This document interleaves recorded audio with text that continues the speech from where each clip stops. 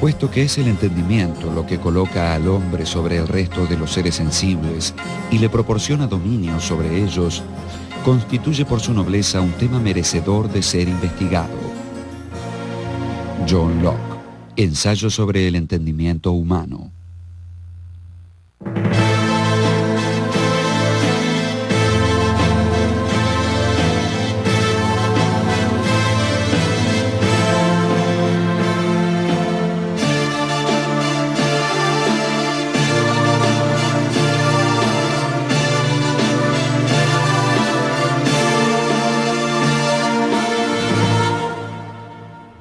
John Locke.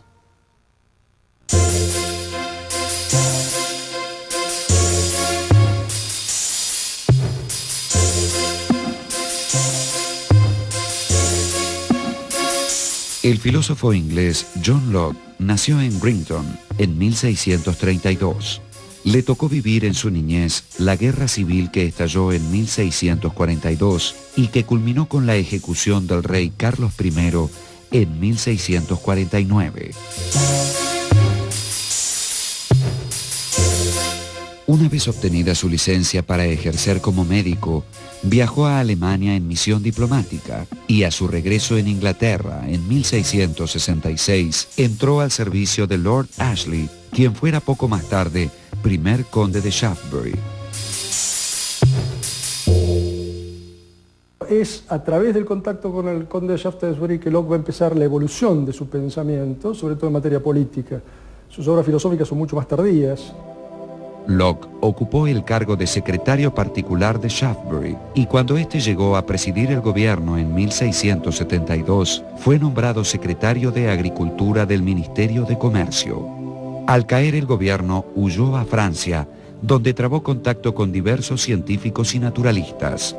Cuando Shaftesbury recobró el poder en 1679, regresó a Londres para volver a exiliarse en 1683, al caer por segunda vez su protector. Esta vez se asiló en Holanda bajo nombre falso. Es ahí donde lo van a expulsar de la Universidad de Oxford, a la que Locke ya no va a volver más, por más que él perteneció durante muchísimos años a su cuerpo de profesores. Y se exilió a Holanda. Holanda en ese momento cumple un papel clave en la política europea y va a ser uno de los centros, si se quiere, de defensa de estas nacientes ideas, llamémoslas así, liberales.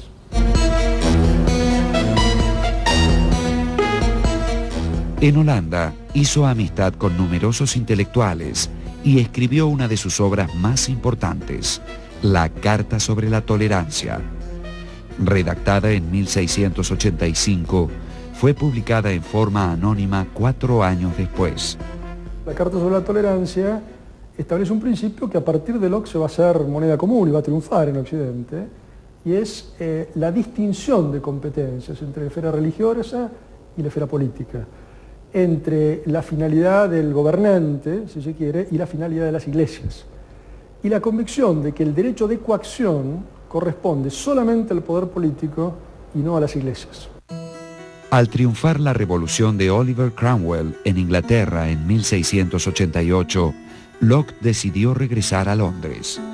Vuelve a Inglaterra con la revolución triunfante, la revolución se da a final del 88, Locke vuelve en el 89, en el mismo barco que la princesa María, y va a gozar a partir de ese momento de un enorme prestigio, es decir, como exiliado de la causa que vuelve triunfante, como pensador más o menos conocido, va a ser no solamente rehabilitado, tiene amigos muy poderosos en altas esferas, y digamos así, su manifestación pública se da en ese momento. Es en este año, en el 89 y en el 90, que va a publicar sus obras fundamentales. Entre 1689 y 1690 publicó 2 obras fundamentales: Ensayo sobre el entendimiento humano, que había redactado alrededor de 1670, y Ensayo sobre el gobierno civil, dividido en 2 tratados, uno que cuestionaba la teoría del derecho divino de los reyes y otro donde establecía los fundamentos y finalidades de todo gobierno. Los analistas de Locke, los que han interpretado a Locke, ven en su obra como 2 puntos fundamentales, que a veces no hay mucho acuerdo sobre hasta qué punto son compatibles entre sí. Su preocupación por la teoría del conocimiento, su nociología, y su preocupación por los problemas políticos. Su obra Ensayo sobre el entendimiento humano va a ser esencial para entender los debates en torno al poder del conocimiento. Locke será considerado una de las piezas fundamentales del empirismo.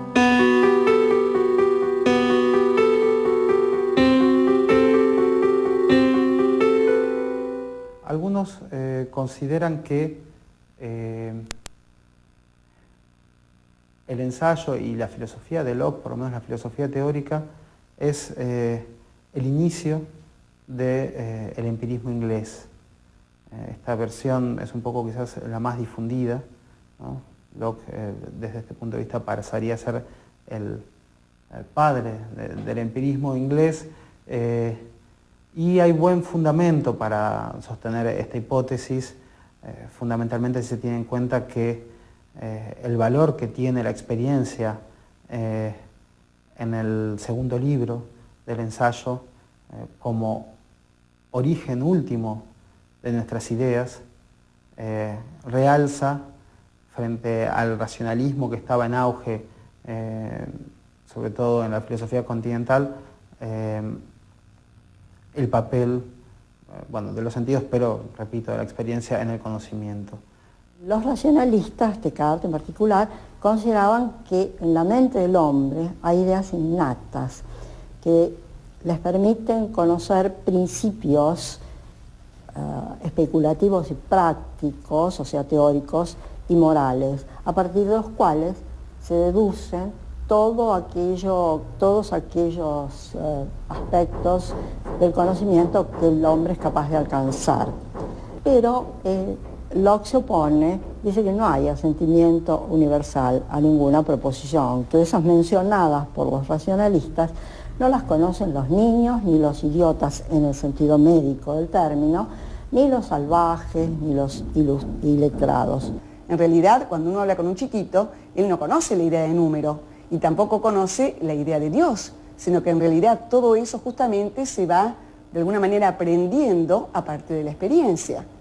Entonces él dice por otra parte que fácilmente se puede probar que la idea de Dios o la idea de número realmente es aprendida a través de los años. Locke explica que la mente recibe pasivamente el material que le proveen las sensaciones y la reflexión. Las cualidades objetivas de las cosas son percibidas por los sentidos y producen cualidades subjetivas, es decir, ideas simples en el entendimiento. Cuando percibimos una cosa, en realidad percibimos solo ciertas cualidades de la cosa. En esta formulación de las cualidades objetivas o primarias y su papel en la formación de las ideas simples, Locke se apoya en las teorías de un físico de su época, Robert Boyle. Robert Boyle considera que la realidad se compone de pequeños corpúsculos que tienen propiedades geométricas, es decir, forma, extensión, figura. Después Locke añade la solidez, pero eso lo añade por su cuenta. Ahora bien, estas cualidades que acabo de mencionar, o propiedades, son cualidades primarias. Las llama así Boyle y también Locke. Las cualidades secundarias son combinaciones de las primarias en las partículas más pequeñas, es decir, las que ya son insensibles, que no se perciben directamente y que sin embargo tienen un efecto sobre nosotros. Entonces, concretamente, cuando yo veo un objeto, es más, cuando yo veo, por ejemplo, un objeto de color rojo, en realidad lo veo rojo porque los corpúsculos imperceptibles que componen la esencia real de la cosa están encastrados de tal manera que me hacen ver el objeto como rojo. Entonces, esta sería la relación que hay entre las cualidades primarias y las cualidades secundarias. La mente, una vez recibidas las ideas simples, actúa sobre ellas comparando, distinguiendo, combinando y abstrayendo. Así surgen las ideas complejas. Cuando nosotros enunciamos la palabra mesa, lo que tenemos justamente es una idea compleja a partir de un determinado color, de una determinada textura, de un determinado peso, de un determinado número, Es decir, que en última instancia la idea compleja es la resultante de las distintas ideas simples que la mente forma a partir de las operaciones que la propia mente hace. Por ejemplo, tengo una idea de un color rojo, una determinada forma redondeada, un aroma, una lisura, y las reúno en una idea y le doy el nombre de manzana, con el supuesto de que existe algo, la sustancia, que es como un sustrato en el cual se insertan todas estas cualidades. Pero esta sustancia no es conocida porque no me la proporciona la experiencia. Nosotros podemos preguntar acerca de las propiedades o las cualidades sensibles de la sustancia, pero nunca vamos a poder llegar al ser último de la sustancia, ese sustrato, a ese hipokeimeno, para decirlo con una palabra en griego, en el cual supuestamente las propiedades sensibles se sostienen. Él dice, sin embargo, que tenemos que suponer ese sustrato, tenemos que postular ese sustrato, pero que en realidad ese sustrato no lo vamos a llegar a conocer nunca. Locke, con ese enorme sentido común que tenía, decía que en realidad, cuando nosotros hablamos de sustancias, lo que hacemos es referirnos a una idea que en general la formamos porque vemos distintas ideas simples que se dan siempre conjuntamente y en un cierto orden. Pero que en realidad, si nosotros queremos indagar acerca de qué cosa es aquello o qué cosa es esa sustancia que está más allá de las propiedades, difícilmente lleguemos a descubrirlas. De ahí saca John Locke también la idea de sustancia en general como algo desconocido, que no es percibido. Y cita un ejemplo que nos resulta humorístico. Dice que a un indio le preguntaron dónde se apoyaba el mundo. Y el indio dijo, sobre un gran elefante. ¿Y dónde se apoya el elefante? Sobre una gran tortuga. ¿Y dónde se apoya la tortuga? Bueno, sobre algo que no sé lo que es.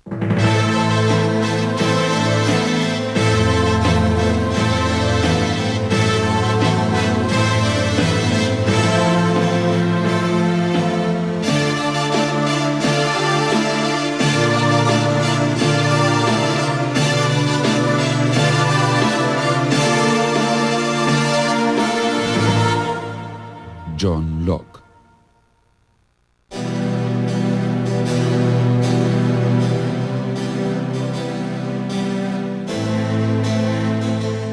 Locke opina que los principios morales tampoco son innatos, ya que varían según la sociedad y la época. Él da un ejemplo, adulterio, por ejemplo.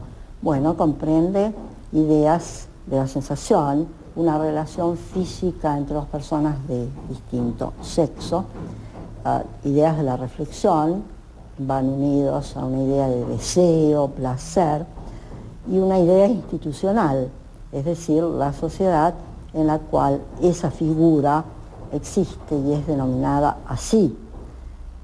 Por otra parte, dice Locke, deben existir todas esas ideas en la mente del que inventa el paradigma, sea moral o civil, del adulterio, y le da un nombre, que es lo que va a servir luego para evocarla, porque el nombre es muy importante. Porque, por ejemplo, cuando nosotros le decimos a Pablito, Pablito, no mientas, Pablito puede perfectamente preguntar, ¿por qué no debo mentir? Y hasta que uno no le dice que Pablito no tiene que mentir, porque si miente, entonces se viene abajo la institución de la verdad, o, por ejemplo, por aplicar la regla de oro, porque él no tiene que mentir a los demás porque no le gustaría que los demás le mientan a Pablito. Entonces, dice Locke que si se puede dar razón de cada uno de los principios prácticos, y además se requiere, se exige que se dé razón de por qué debemos hacer algo o no debemos hacerlo, eso significa de que los principios prácticos, los principios morales, tampoco son innatos. Se lo ha calificado de hedonista porque habla del placer y el dolor como motivantes. Pero en Locke hay una posición muy interesante.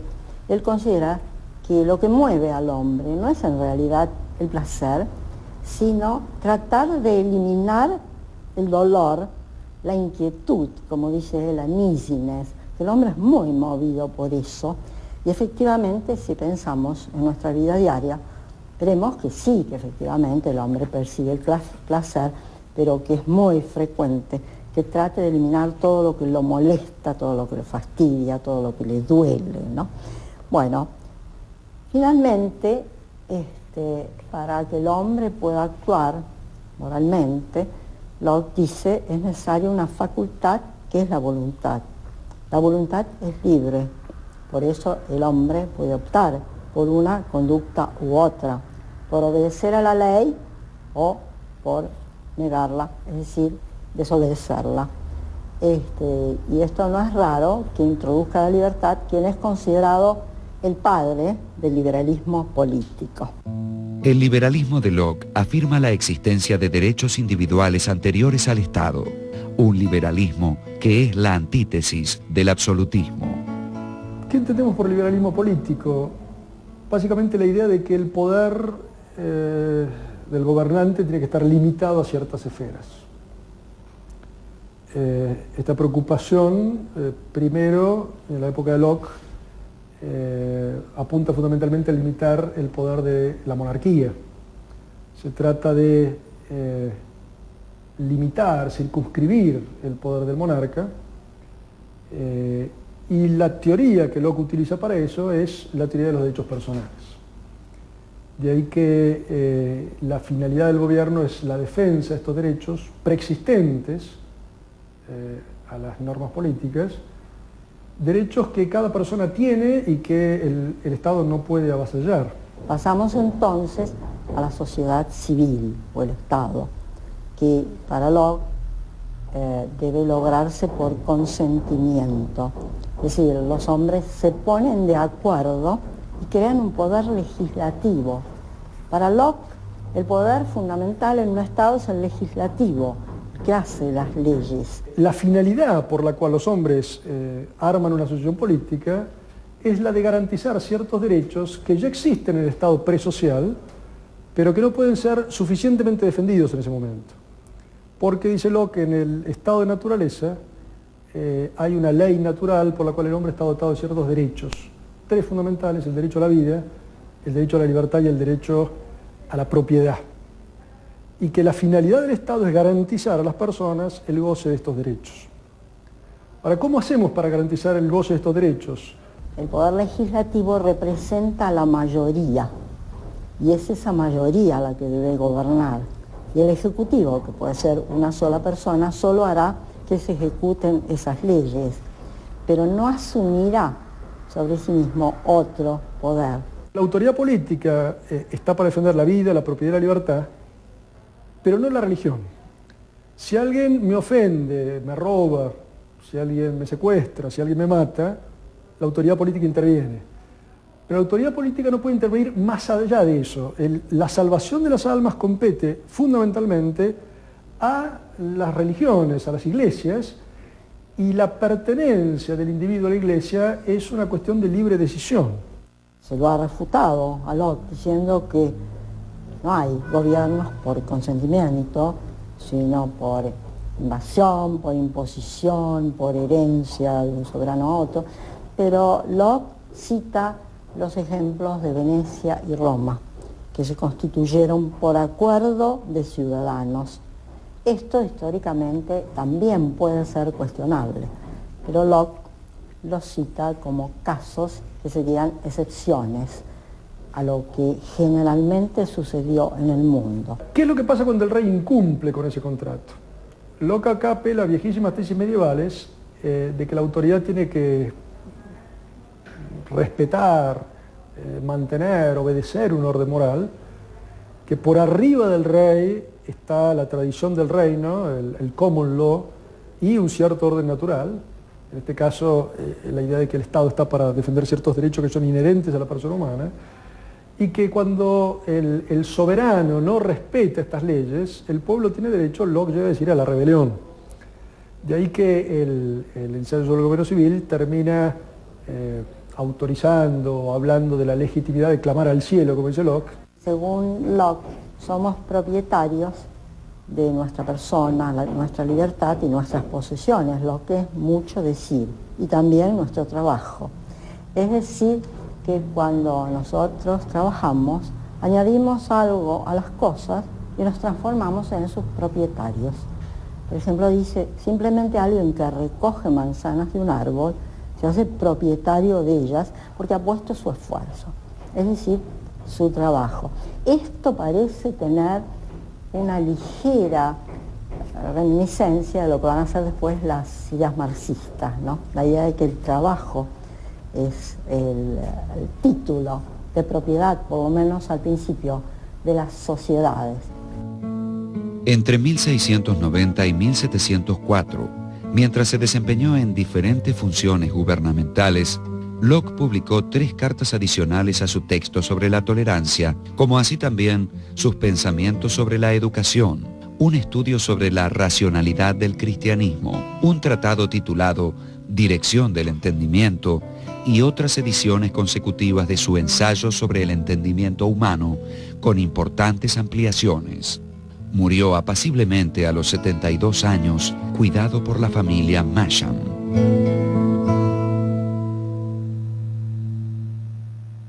Prácticamente es un autor que ha tenido influencias en el campo de la política, en el campo de la economía, en el campo de la filosofía, en el campo de la educación, lo que lo hace sin duda alguna de las grandes figuras capitales del pensamiento de Occidente. Y por otro lado, y creo que este es el mensaje principal de Locke, él termina diciendo que si en realidad no es tan importante conocer a Dios o al alma o al mundo o a los objetos metafísicos en general, es porque la filosofía tiene que ser una guía para poder moverse en la vida, o sea, en última instancia para vivir una vida mejor. Y eso es lo importante, todavía hoy.